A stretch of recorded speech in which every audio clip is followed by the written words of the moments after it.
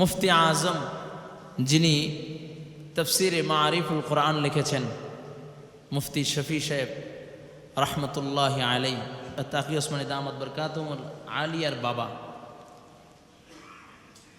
উনি খুব অসুস্থ।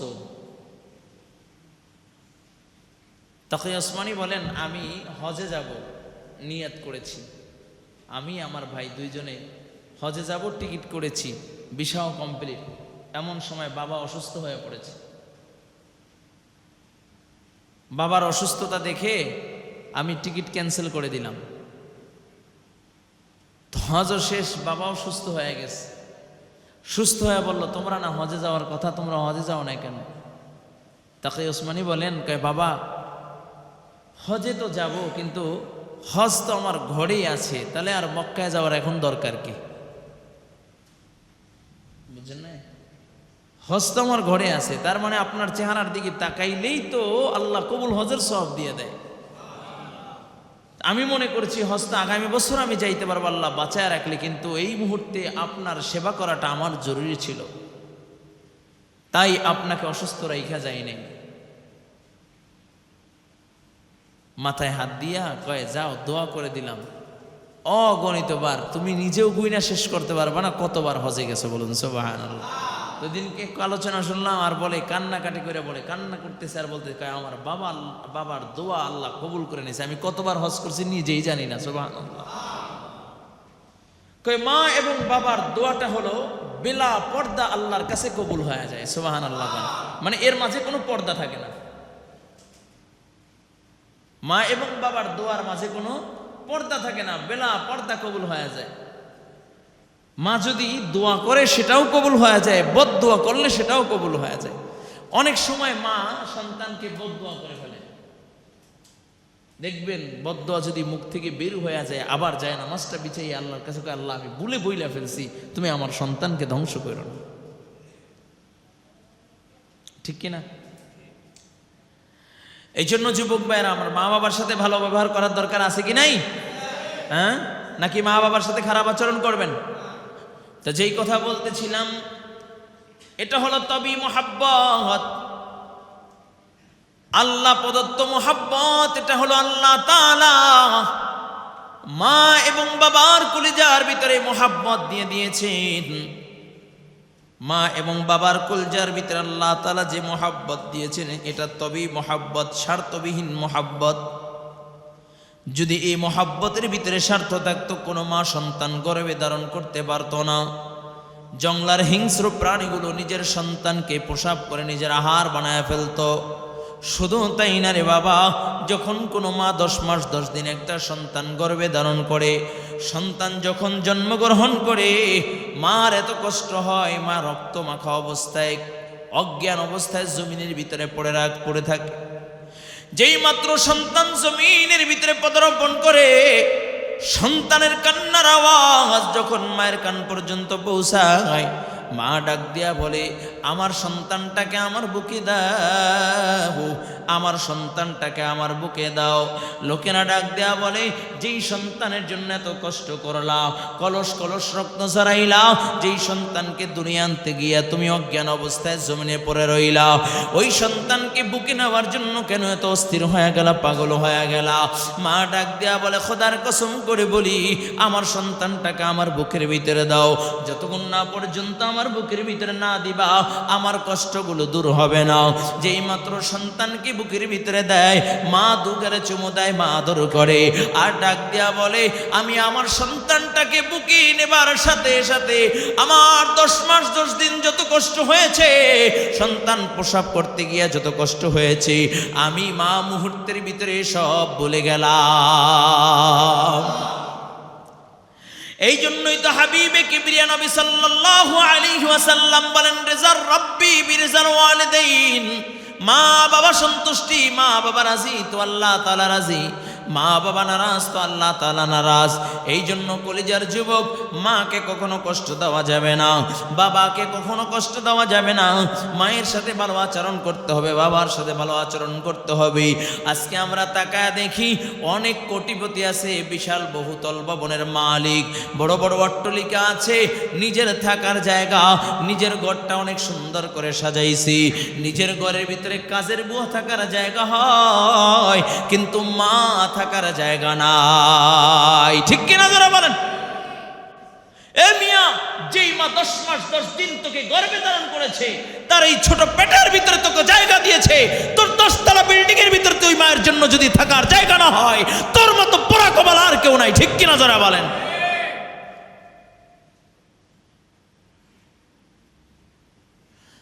আল্লাহ, এই জন্য মায়ের সাথে খারাপ আচরণ করবেন, ভালো ব্যবহার করবেন তো ইনশাআল্লাহ। মায়ের মনটা কত উদার থাকে।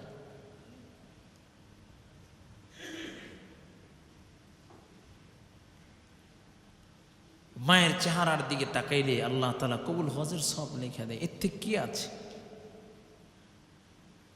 এক সাহাবী, যুদ্ধের এলান হয়েছে, জিহাদ তো ফরজ, এলান হয়ে গেছে, সাহাবায়ে কেরাম জিহাদের বায়াত গ্রহণ করতেছে। সাহাবী বলে, ইয়া রাসূলুল্লাহ, ইয়া হাবিবাল্লাহ, আমি জিহাদে যাব। নবী বলেন, তোমার মা না অসুস্থ? কয়, হ্যাঁ আমার মা অসুস্থ। কয়, তোমার জিহাদে যাওয়ার দরকার নেই, তুমি তোমার মায়ের খেদমত করো। সুবহানাল্লাহ। লা ইলাহা ইল্লাল্লাহ, লা ইলাহা ইল্লাল্লাহ, লা ইলাহা ইল্লাল্লাহ, লা ইলাহা ইল্লাল্লাহ, লা ইলাহা ইল্লাল্লাহ, লা ইলাহা ইল্লাল্লাহ, লা ইলাহা ইল্লাল্লাহ। জবান খুলে লা ইলাহা ইল্লাল্লাহ, লা ইলাহা ইল্লাল্লাহ, লা ইলাহা ইল্লাল্লাহ। রসূলে খুদা কি गुलामी में क्या है, ज़रा तुम गुलामी में आकर तो देखो। रसूल खुदा की गुलामी में क्या है, ज़रा तुम गुलामी में आकर तो देखो। ला इलाहा इल्लल्लाह, ला इलाहा इल्लल्लाह, ला इलाहा इल्लल्लाह, ला इलाहा इल्लल्लाह, ला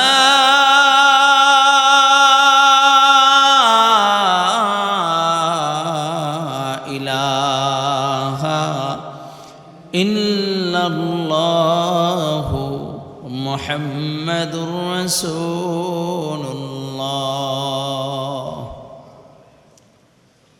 सल्लल्लाहु अलैहि वसल्लम।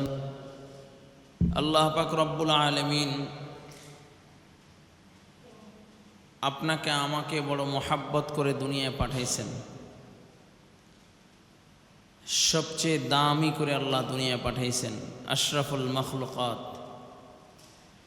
গত জুমায় বলেছিলাম, অদৃশ্য শক্তি যা আছে তার ভিতরে শ্রেষ্ঠ হইল জিন, আর দৃশ্যমান যত শক্তি আছে, যত মখলুকাত আছে, তার ভিতরে শ্রেষ্ঠ হলো মানুষ। আপনি আমি দুনিয়ার ভিতরে এসেছি, সকলেই মায়ের গর্ভ হইয়া রক্তমাখা অবস্থায় কান্নার আওয়াজ দিতে দিতে দুনিয়ার ভিতরে আসলাম। বলে দুনিয়া আসার হালাত সবার একই অবস্থায় দুনিয়া আসে। তো দুনিয়ার থেকে যাওয়ার হালাতটা ভিন্ন। কেউ হাসতে হাসতে আল্লাহর জান্নাতে চলে যায়, কেউ কান্না করতে করতে জাহান্নামে চলে যায়। দুনিয়াটা হলো পরীক্ষার জায়গা। আর দুনিয়া মাজরাতুল আখিরাহ, দুনিয়া হলো আখিরাত কামাই করার জায়গা। আল্লাহ পাক রব্বুল আলামিন পৃথিবীর ভিতরে যাহা কিছু সৃষ্টি করেছেন তার ভিতরে এক আজব ও আশ্চর্য সৃষ্টি হইল মোহাব্বত। আজব ও আশ্চর্য সৃষ্টি হইল মোহাব্বত, প্রেম, ভালোবাসা। যত কিছু সৃষ্টি করেছেন, যত মাখলুকাত সৃষ্টি করেছেন, সব কিছুর লয় আছে, ক্ষয় আছে, ধ্বংস আছে। কিন্তু মোহাব্বত এমনই একটি বস্তু যার কোনো লয় নাই, ক্ষয় নাই, ধ্বংস নাই। বলুন না সুবহানাল্লাহ। আল্লামা শেখ সাদি রহমাতুল্লাহি আলাইহি বলেন, আল্লাহ তাআলা মোহাব্বত নামক বস্তুকে 100 ভাগ করলেন। 100 ভাগ করিয়া আল্লাহ তাআলা 99 ভাগ মোহাব্বত নিজের ভিতরে রেখে দিয়েছেন। আরো আসতে কোন 99 ভাগ মোহাব্বত আল্লাহ তাআলা নিজের ভিতরে রেখে দিয়েছেন, আর 1 ভাগ মোহাব্বতকে আল্লাহ তাআলা আবার 100 ভাগ করলেন। 100 ভাগ করিয়া 99 ভাগ মোহাব্বত সরকারে দো আলম মুহাম্মদুর রাসূলুল্লাহ, সবাই পড়ি সাল্লাল্লাহু, আবার পড়ি সাল্লাল্লাহু আলাইহি ওয়াসাল্লাম, হাবিবে কিবরিয়া নবীকে আল্লাহ তাআলা দিয়েছেন।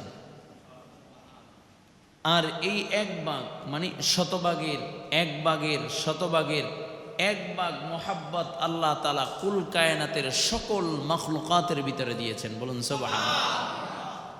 আর এই যে মোহাব্বতটা আল্লাহ তাআলা দিয়েছেন, এটাকে বলা হয় হুব্বে তবি। তবিয়াতগতভাবে, জন্মগতভাবে, সৃষ্টিগতভাবে আল্লাহ তাআলা প্রত্যেকটা মাখলুকাতের কলিজায় দিয়ে দিয়েছেন। বলুন সুবহানাল্লাহ। এই যে মোহাব্বত, এই মোহাব্বতটা হলো 2 প্রকার। একটা হলো তবি মোহাব্বত, আর একটা হলো গায়রে তবি মোহাব্বত। একটা হলো স্বার্থওয়ালা মোহাব্বত, আর একটা হলো স্বার্থবিহীন মোহাব্বত। এক ভালোবাসায় স্বার্থ আছে, আর এক ভালোবাসায় কোনো স্বার্থ নাই। সুবহানাল্লাহ। যেমন স্বার্থবিহীন মোহাব্বত আর স্বার্থওয়ালা মোহাব্বত। যেমন স্বার্থওয়ালা মোহাব্বত, বন্ধু বন্ধুকে ভালোবাসি, বন্ধু বন্ধুর সাথে সম্পর্ক খুব গভীর সম্পর্ক, একে অপরের জন্য জীবন দিয়ে দেয়। আবার কখনো এমন হয় সামান্য বিষয় নিয়ে তর্ক হয়ে 2 জনের ভিতরে বিচ্ছেদ শুরু হয়ে যায়, এমনকি কেস মামলাও শুরু হয়ে যায়। ঠিক কিনা?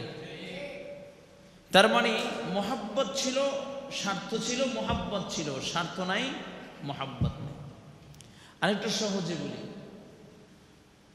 স্বামী স্ত্রীর মোহাব্বত, এটাও স্বার্থওয়ালা মোহাব্বত। স্ত্রী স্বামীকে মোহাব্বত করে, স্বামী স্ত্রীকে মোহাব্বত করে। খোঁজের এখানে কেমনে স্বার্থওয়ালা মোহাব্বত হলো? মনে করেন আমি একটা মেয়েকে বিবাহ করার জন্য দেখতে গেলাম, দেখতে একটু কালো,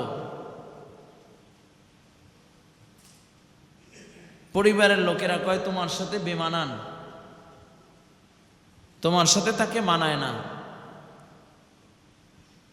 আমার আকল বলে শিক্ষা দীক্ষায় সে ভালো, কালো হলে কি বড় বুদ্ধিমতী, বংশমর্যাদাও ভালো, সব দিক তাকায়া তাকে বিবাহ করে নিয়ে আসলো। সংসার করতেছে, এত পরিমাণে মিল, মোহাব্বত, ভালোবাসা। এমনও পর্যায়ে হয় সামান্য বিষয় নিয়ে তর্ক হওয়ার পরে আবার 2 জন বিচ্ছেদ হয়ে যায়।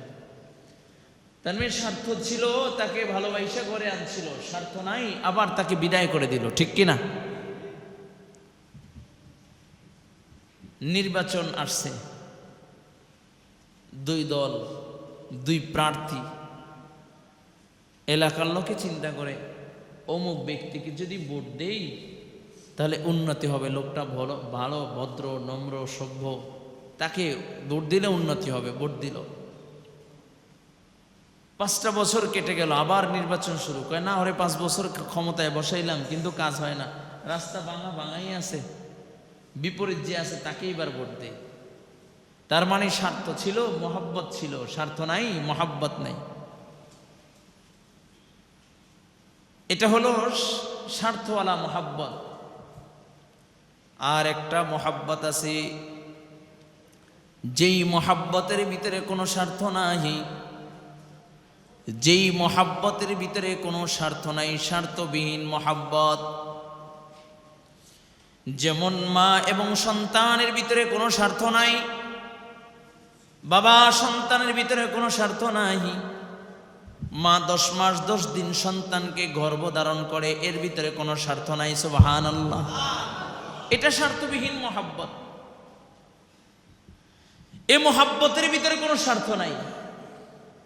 যদি স্বার্থ থাকতো, কোন মা একটা সন্তান গর্ভে ধারণ করার পরে আর দ্বিতীয় সন্তানের জননী হতে চাইতো না, ঠিক কিনা? কারণ একটা সন্তান গর্ভে ধরতে গেলে যে কত কষ্ট হয়, যখন সন্তান প্রসব করে মনে হয় এই পাহাড় তার মাথার উপরে চাপায়া দেওয়া হয়েছে। একটা মানুষ যদি অ্যাক্সিডেন্ট করে, তার শরীরের 20টা অঙ্গ প্রত্যঙ্গ যদি ভেঙে যায়, যে পরিমাণে জ্বালা যন্ত্রণা হয়, কিন্তু তার থেকেও বেশি জ্বালা যন্ত্রণা একটা সন্তান প্রসব করতে গেলে মায়ের ভোগ করতে হয়। মা সন্তান গর্ভে ধারণ করেছে। যুবক ভাইরা ভালো করে শুনবেন, আজকে তো বহু ঘটনা এমন শোনা যায়, বাবাকে সন্তান মারধর করে, মাকে ঘাড় ধাক্কা দিয়ে বৃদ্ধাশ্রমে পাঠায়া দেয়, আছে কি নাই? আমাদের মৌচাক এলাকায় নাই? হ্যাঁ, বাবাকে গালি দেয়, মাকে গালি দেয়, এমন সন্তান মনে হয় মৌচাক এলাকায় নাই। আলহামদুলিল্লাহ, না থাকলেই ভালো। কি বলেন? মা কত বড় দামি সম্পদ। সরকারে দো আলম বলেন, রেজা রব্বি বিরেজাল ওয়ালিদাইন, মা বাবা সন্তুষ্টি তো আল্লাহ তাআলা সন্তুষ্টি, মা বাবা নারাজ তো আল্লাহ তাআলা নারাজ। তানবীহুল গাফিলিনের ভিতরে আল্লামা সামারকান্দি রাহমাতুল্লাহি আলাইহি বলেন, কয় 3টা আমল এমন আছে যে 3টা আমল অপর 3টা আমলের সাথে মিল, সামঞ্জস্য, মানে একটা ছেড়ে দিবে আর একটা হবে না, আমল করলেও হবে না, এমন মিল, জোড়া আমল। কি? 1 নাম্বার, আকিমিস সালাহ ওয়া আতুজ যাকাহ, নামাজ কায়েম করো, যাকাত প্রদান করো। কেউ যদি যাকাত আদায় করে কিন্তু নামাজ আদায় করলো না, নামাজ কায়েম করলো না, নামাজ পড়লো না, আল্লামা সামারকান্দি রাহমাতুল্লাহি আলাইহি বলেন, সে যাকাত আদায় করেছে কিন্তু আল্লাহর কাছে গ্রহণযোগ্য হয় নাই। তার এই আমলটা আসমান ও জমিনের মধ্যে আল্লাহ তাআলা লটকায় রাখেন। নামাজ আদায় করেছে, যাকাত দেয় না, আল্লাহ কয় যাকাত ফরজ হয়েছে কিন্তু যাকাত দিল না, নামাজ আমার কাছে কবুল হয় নাই। তার মানে যাকাত যদি ফরজ হয়ে থাকে তাহলে যাকাত দাও, নামাজও পড়ো, এটা মিল, জোড়া আমল। 2 নাম্বার, আল্লাহ তাআলা বলে, কুল ইন কুনতুম তুহিব্বুনাল্লাহ ফাত্তাবিউনি ইউহিব্বুকুমুল্লাহ। আল্লাহ কয়, বন্ধু আপনি জানায়া দেন, কেউ যদি আমি আল্লাহকে মুহাব্বত করতে চায় সেজন্য আপনি পয়গম্বরকে ভালোবাসেন। তার মানে আমি আল্লাহ তাআলাকে পাইতে হলে মুহাম্মাদের আদর্শ গ্রহণ করতে হবে। মুহাম্মাদের আদর্শ গ্রহণ বাদ দিয়ে আমি আল্লাহ তাআলাকে পাওয়া যায় না। আবার কেউ যদি বলে আমি মুহাম্মদ সাল্লাল্লাহু আলাইহি ওয়াসাল্লামকে মানি, আল্লাহ তাআলাকে মানি না, আল্লাহ কয় এই আমলটাও আমার কাছে কবুল হয় না। তার মানে এটা মিল। আল্লাহ বলে, কুল ইন কুনতুম তুহিব্বুনাল্লাহ ফাত্তাবিউনি ইউহিব্বুকুমুল্লাহ। আল্লাহ বলেন, বন্ধু আপনি বলে দেন, কেউ যদি আমি আল্লাহকে পাইতে চায় কেউ যদি আমি আল্লাহকে মোহাব্বত করতে চাই, সেজন্য আপনি মুহাম্মদুর রাসূলুল্লাহকে ভালোবাসে, আপনার অনুসরণ অনুকরণ করে। সুবহানাল্লাহ। দুইটা পাইলাম। 3 নম্বর, আল্লাহ পাক রব্বুল আলামিন বলেন, ওয়াকাদা রাব্বুকা আল্লা তা'বুদু ইল্লা ইয়্যাহু ওয়া বিল ওয়ালিদাইনি ইহসানা। একটু জোরে বলা যাবে কি আল্লাহু আকবার? রব বলেন, ইবাদত করবা আমি আল্লাহর, খেদমত করবা মা বাবার। এটা এমন একটি আমল, কেউ যদি নামাজ পড়ে, যাকাত দেয়, ইবাদত বন্দি করে, কিন্তু তার মা বাবার খেদমত করে না, মা বাবার দেখাশোনা করে না, আল্লাহ কয় এই ইবাদত আমার কাছে কবুল হয় না। আবার কেউ মা বাবার খেদমত করলো কিন্তু আল্লাহ তাআলার গোলামি করলো না, আল্লাহ বলে এই আমলটাও আমার কাছে কবুল হয় না। তার মানে যেমনি ভাবে আল্লাহ তাআলার গোলামি করতে হবে, ওই রকমই গুরুত্ব সহকারে মা বাবার খেদমত করা লাগবে। ঠিক কিনা? নাকি মা বাবাকে গাড়ি দিবেন? হ্যাঁ, মা বাবার সরকারে দো আলম বলেন, আল্লাহর হাবিব বলেন, কেউ যদি তার মা বাবার চেহারার দিকে তাকায়, নেক নজরে তাকায়, আল্লাহ তাআলা তার আমল নামায় একটা কবুল হজের সওয়াব দান করেন। না হয় না? আরো আসতে কোন টাকা নাই, মার চেহারার দিকে তাকাও, আল্লাহ কবুল হজের সওয়াব দেবে। সাহাবায়ে কেরাম বলি, ইয়া রাসূলুল্লাহ, আমি যদি দৈনিক 100 বার তাকাই, আল্লাহর নবী বলে 100 কবুল হজের সওয়াব দিবেন। আর কি লাগে? আজকে মা বাবার দিকে তাকাইতে মনে চায় না, কিন্তু গার্লফ্রেন্ডের দিকে ঘন্টার পর ঘন্টা তাকায় থাকে। তোমারে না দেখলে মন ভরে না। আছে কি নেই? হ্যাঁ, হালাল ভাবে যদি হয়, স্ত্রী হয়, তাকান, আল্লাহ তাআলা সদকার সওয়াব দিবেন।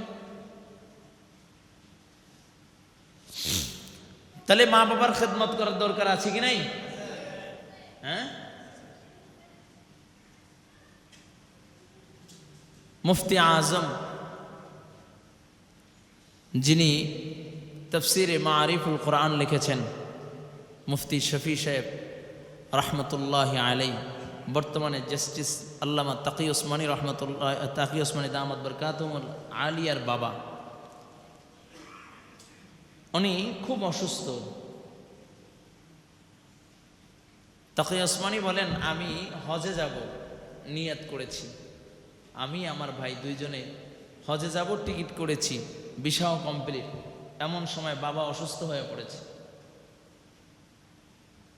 বাবার অসুস্থতা দেখে আমি টিকিট ক্যান্সেল করে দিলাম। হজও শেষ, বাবাও সুস্থ হয়ে গেছে। সুস্থ হয়ে বলল, তোমরা না হজে যাওয়ার কথা, তোমরা হজে যাও না কেন? তাকে ওসমানী বলেন, কয় বাবা, হজে তো যাব, কিন্তু হজ তো আমার ঘরেই আছে, তাহলে আর মক্কায় যাওয়ার এখন দরকার কি? বুঝছেন না? হজ তো আমার ঘরে আছে, তার মানে আপনার চেহারার দিকে তাকাইলেই তো আল্লাহ কবুল হজের সওয়াব দিয়ে দেয়। আমি মনে করছি হজ তো আগামী বছর আমি যাইতে পারবো, আল্লাহ বাঁচায় রাখলে, কিন্তু এই মুহূর্তে আপনার সেবা করাটা আমার জরুরি ছিল, তাই আপনাকে অসুস্থ রাইখা যাই নাই। মাথায় হাত দিয়া কয়, যাও, দোয়া করে দিলাম। অগণিতবার, তুমি নিজেও গুইনা শেষ করতে পারবা না কতবার হজে গেছে, বলুন সুবহানাল্লাহ। দুদিনকে আলোচনা শুনলাম, আর বলে কান্নাকাটি করে, বলে কান্না করতেছে, আর বলতে কয়, আমার বাবার দোয়া আল্লাহ কবুল করে নিয়েছে, আমি কতবার হজ করছি নিজেই জানি না। সুবহানাল্লাহ।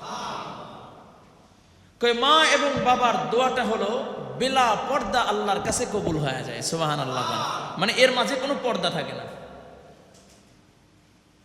মা এবং বাবার দোয়ার মাঝে কোনো পর্দা থাকে না, বেলা পর্দা কবুল হয়ে যায়। মা যদি দোয়া করে সেটাও কবুল হয়ে যায়, বদ দোয়া করলে সেটাও কবুল হয়ে যায়। অনেক সময় মা সন্তানকে বদ দোয়া করে ফেলে, দেখবেন বদ দোয়া যদি মুখ থেকে বের হয়ে যায়, আবার যায় নামাজটা বিছাই আল্লাহর কাছে, আল্লাহ আমি ভুলে বইলা ফেলছি, তুমি আমার সন্তানকে ধ্বংস করো না। ঠিক কিনা? এই জন্য যুবক ভাইয়েরা, আমার মা বাবার সাথে ভালো ব্যবহার করার দরকার আছে কি নাই?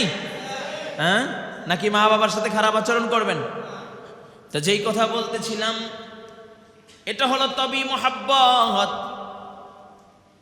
আল্লাহ প্রদত্ত মুহাব্বত। এটা হলো আল্লাহ তাআলা মা এবং বাবার কলিজার ভিতরে মুহাব্বত দিয়ে দিয়েছেন। মা এবং বাবার কলিজার ভিতরে আল্লাহ তাআলা যে মুহাব্বত দিয়েছেন, এটা তবি মুহাব্বত, স্বার্থবিহীন মুহাব্বত। যদি এই মুহাব্বতের ভিতরে স্বার্থ থাকতো, কোনো মা সন্তান গর্ভে ধারণ করতে পারতো না। জঙ্গলার হিংস্র প্রাণীগুলো নিজের সন্তানকে প্রসাব করে নিজের আহার বানায় ফেলতো। শুধু তাই না রে বাবা, যখন কোনো মা 10 মাস 10 দিন একটা সন্তান গর্ভে ধারণ করে, সন্তান যখন জন্মগ্রহণ করে, মার এত কষ্ট হয়, মা রক্ত মাখা অবস্থায়, অজ্ঞান অবস্থায় জমিনের ভিতরে পড়ে থাকে। যেই মাত্র সন্তান জমিনের ভিতরে পদার্পণ করে, সন্তানের কান্নার আওয়াজ যখন মায়ের কান পর্যন্ত পৌঁছায়, মা ডাক দিয়া বলে, আমার সন্তানটাকে আমার বুকে দাও, আমার সন্তানটাকে আমার বুকে দাও। লোকেরা ডাক দেয়া বলে, যেই সন্তানের জন্য এত কষ্ট করলা, কলস কলস রক্ত ঝরাইলা, যেই সন্তানকে দুনিয়া আনতে গিয়া তুমি অজ্ঞান অবস্থায় জমিনে পড়ে রইলা, ওই সন্তানকে বুকে নেওয়ার জন্য কেন এত অস্থির হয়ে গেলা, পাগল হয়ে গেলা? মা ডাক দেয়া বলে, খোদার কসম করে বলি, আমার সন্তানটাকে আমার বুকের ভিতরে দাও। যতক্ষণ না পর্যন্ত আমার বুকের ভিতরে না দিবা, আমার কষ্টগুলো দূর হবে না। যেই মাত্র সন্তানকে বুকের ভিতরে দেয়, মা দুগারে চুমু দেয়, মা আদর করে, আর ডাক দেয়া বলে, আমি আমার সন্তানটাকে বুকে নেবার সাথে সাথে আমার 10 মাস 10 দিন যত কষ্ট হয়েছে, সন্তান প্রসব করতে গিয়া যত কষ্ট হয়েছে, আমি মা মুহূর্তের ভিতরে সব ভুলে গেলাম। এই জন্যই তো হাবিবে কিবরিয়া নবী সাল্লাল্লাহু আলাইহি ওয়াসাল্লাম বলেন, রিজার রাব্বি বিরিজার ওয়ালিদাইন, মা বাবা সন্তুষ্টি, মা বাবা রাজি তো আল্লাহ তাআলা রাজি, মা বাবা নারাজ তো আল্লাহ তাআলা নারাজ। এই জন্য কলিজার যুবক, মাকে কখনো কষ্ট দেওয়া যাবে না, বাবাকে কখনো কষ্ট দেওয়া যাবে না। মায়ের সাথে ভালো আচরণ করতে হবে, বাবার সাথে ভালো আচরণ করতে হবে। আজকে আমরা তাকায় দেখি, অনেক কোটিপতি আছে, বিশাল বহুতল ভবনের মালিক, বড় বড় অট্টালিকা আছে, নিজের থাকার জায়গা, নিজের ঘরটা অনেক সুন্দর করে সাজাইছি, নিজের ঘরের ভিতরে কাজের বুয়া থাকার জায়গা হয়, কিন্তু মা থাকার জায়গা নাই। ঠিক কিনা যারা বলেন? এ মিয়া, যেই মা 10 মাস 10 দিন তোকে গর্ভে ধারণ করেছে, তার এই ছোট পেটের ভিতরে তোকে জায়গা দিয়েছে, তোর 10 তলা বিল্ডিং এর ভিতরে তুই মায়ের জন্য যদি থাকার জায়গা না হয়, তোর মতো পোড়া কপাল আর কেউ নাই। ঠিক কিনা যারা বলেন?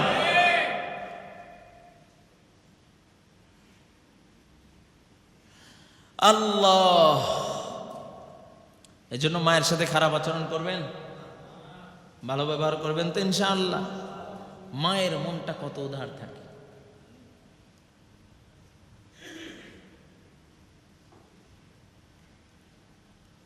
মায়ের চেহারার দিকে তাকাইলে আল্লাহ তাআলা কবুল হজের সব লিখে দেয়। এর থেকে কি আছে? এক সাহাবী, যুদ্ধের এলান হয়েছে, জিহাদ তো ফরজ, এলান হয়ে গেছে, সাহাবায়ে কেরাম জিহাদের বায়াত গ্রহণ করতেছে। সাহাবী বলে, ইয়া রাসূলুল্লাহ, ইয়া হাবিবাল্লাহ, আমি জিহাদে যাব। নবী বলেন, তোমার মা না অসুস্থ? কয়, হ্যাঁ আমার মা অসুস্থ। কয়, তোমার জিহাদে যাওয়ার দরকার নেই, তুমি তোমার মায়ের খেদমত করো। সুবহানাল্লাহ।